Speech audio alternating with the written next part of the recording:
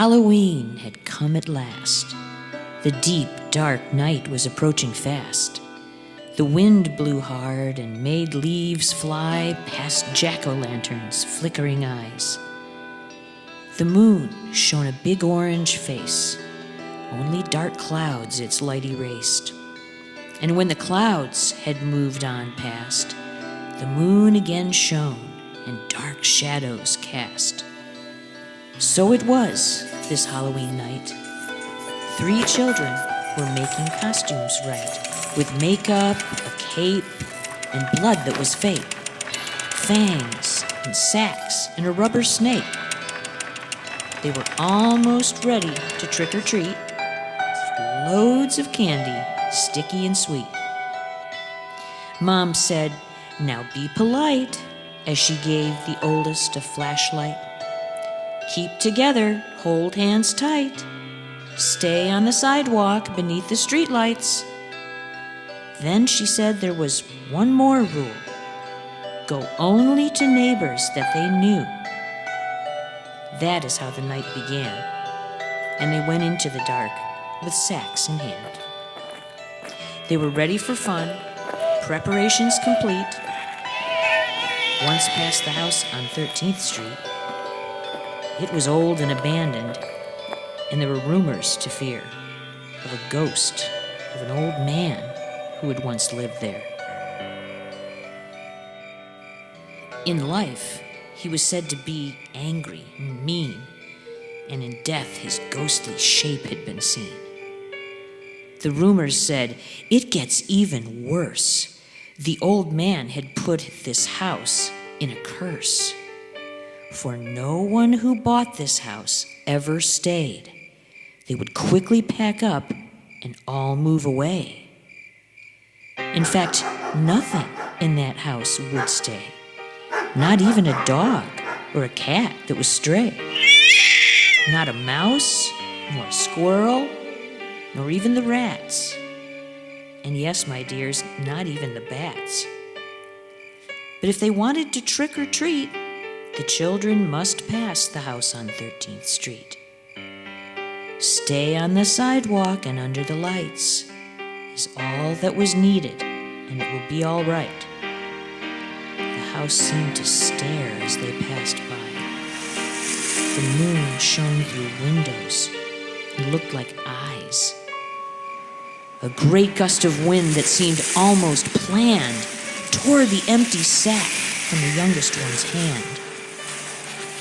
The wind blew the sack high in the air and onto the porch of you-know-where.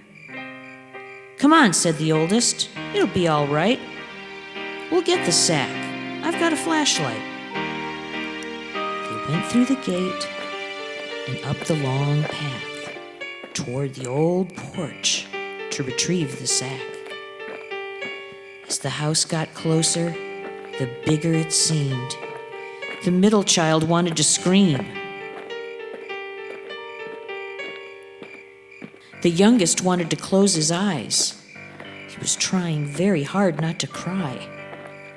But the oldest thought it would be cool to tell the children the next day at school how on the night of trick-or-treat, he went to the house on 13th Street. So up the porch, on rotted steps, 3 brave young ones cautiously crept. Then on the porch to get the bag. The porch boards creaked, and the porch roof sagged. So now that they were there, the oldest tried not to be scared because he wanted to pad his pride and tell the school children he'd gone inside. He said, "Well, we've come this far. Look, the door's open, though the windows were barred." The youngest one said, "I want to go home." The middle one said, "Don't go in alone." The oldest one said, "We'll be all right. The door's open, and I've got a flashlight." Then the 3 went the way of fools. Good sense was abandoned, along with Mom's rules, replaced by the rumor they had heard of the old man whose ghostly image stirred. In they went that Halloween night, following the beam of the flashlight.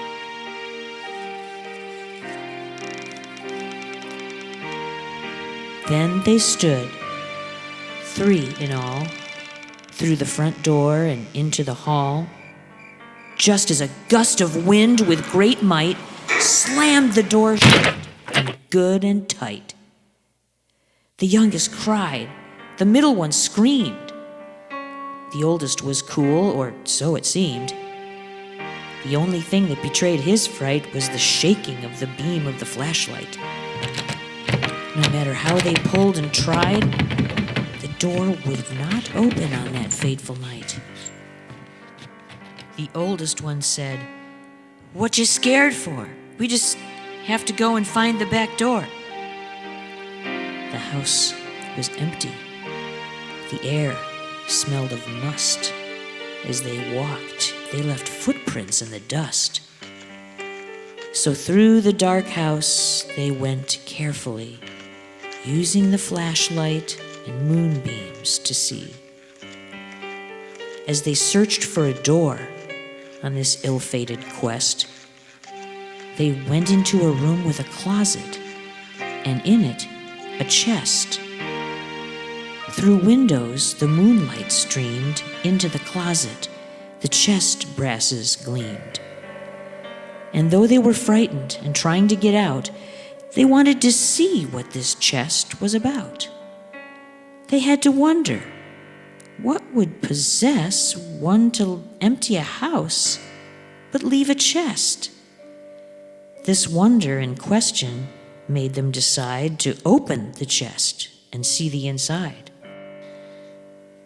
The oldest one gave the second one the light and hoped that the lid was not on too tight. Then he knelt down and he began to open the chest using both hands. Suddenly a cloud darkened the moon. The flashlight went out.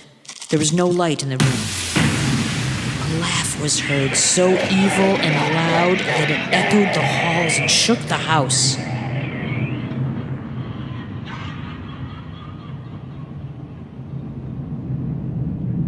The moon reappeared, to nothing but tracks of the children and their costumes and sacks. The next day, police looked all around, checking each nook and cranny of the house and grounds. But they found no children, just tracks in the dust that lead to the chest in the mold and the must. And inside the chest, there were fangs that were fake, 3 sacks, a flashlight, a cape, and a snake. The 3 were never again seen.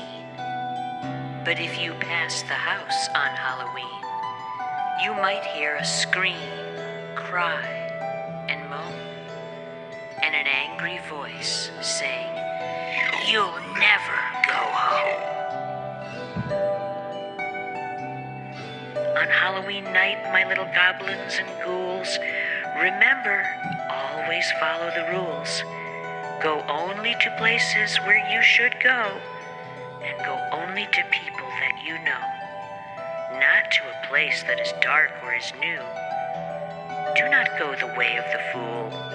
Stay on the sidewalk under street light. Keep holding hands and take a flashlight.